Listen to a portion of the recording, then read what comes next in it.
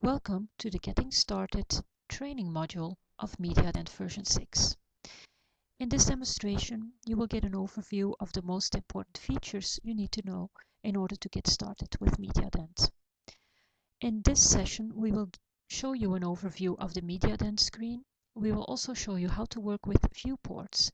These are the areas on the screen you will use in order to manipulate your images.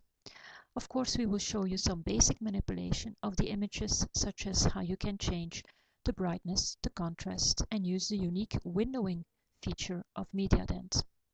We will also give an overview of how to work with the Mediadent icon set, and we will also show you how to work with the patient's image library, how you can organize it, and so on.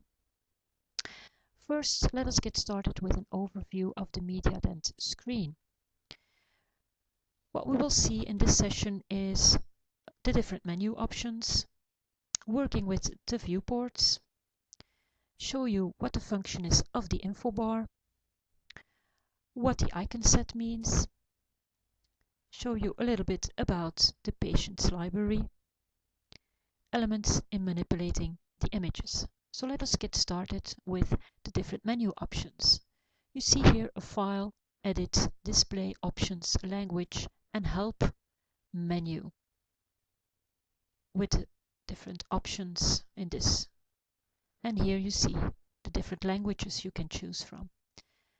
The help menu, of course, you will be able to use that in order to get some additional information about certain features in Mediadent.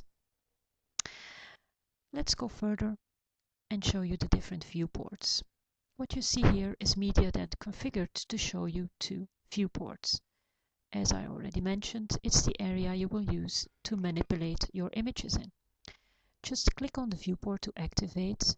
You will see here some information in the info bar, but since we have not loaded an image yet, it's not complete. Loading an image is just by double-clicking on the image. You see that additional image appears, such as the size of the image, when it was taken, the name of the patient, and so on.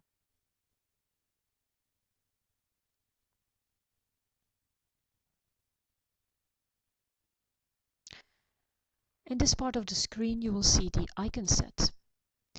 You see a number of icons here. It is possible that you see less icons or even more icons, depending on the way Mediadent was set up for you. Just by hovering over the different icons, you will get a small tip explaining you what that certain icon does. For example, saving an image, changing the desktop, checking the region of interest, and so on. Another part of the screen is the image library. So here in the image library, you will find all the images that were taken for a certain patient.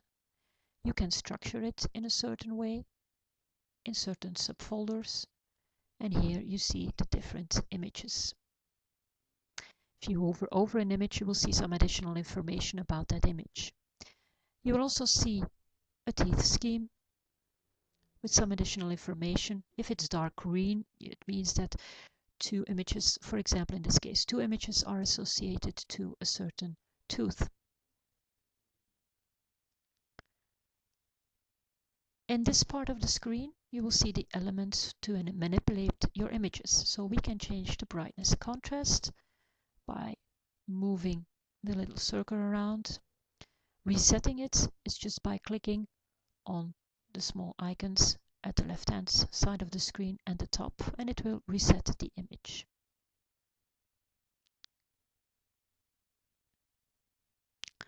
Now I would like to load a second image.